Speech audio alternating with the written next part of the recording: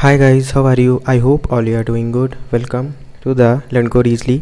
So in this playlist we have completed a lot of question, and today we will do number of recent calls. This is a new question and it is very easy.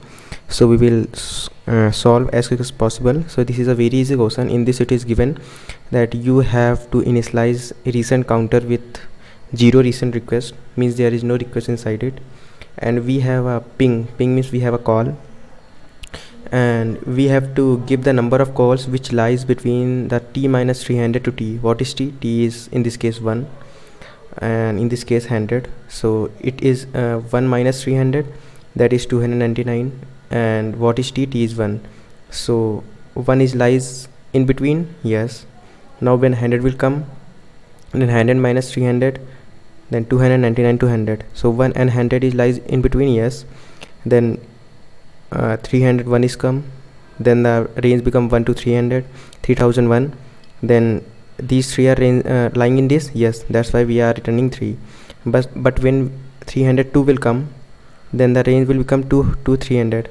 Now in this case 1 is not lying in between, so we have to return 3. Because why? Because 100, 301 and 3001 and 3002, only 3 ranges are lying between 2 to 3002.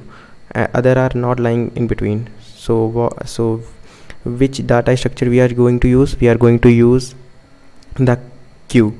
So because first we are queuing all the values inside the queue, and we check that whether every time we will check the value which we stored in the queue, whether these values are lying in between or not.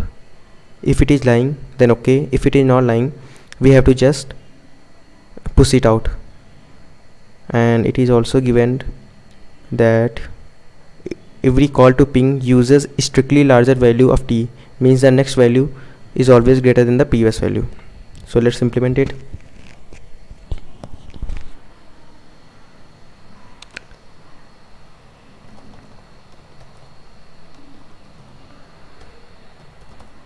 So let's initialize our queue. Then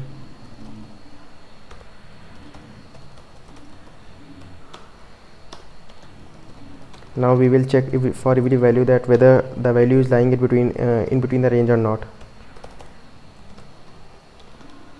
Queue should not be empty.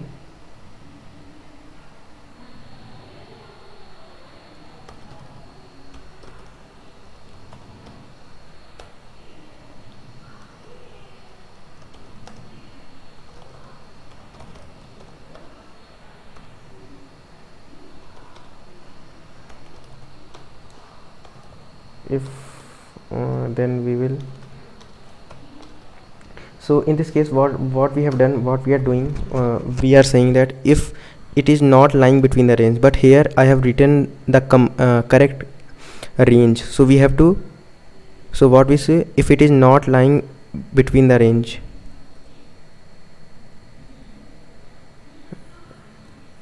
so not lying means if this is the case, if this is the case means it is not in the range.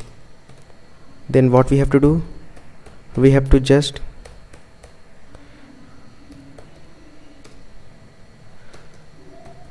pop,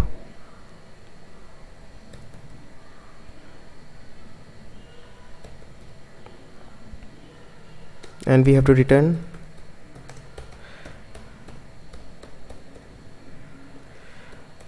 what? We have to return the length of the queue.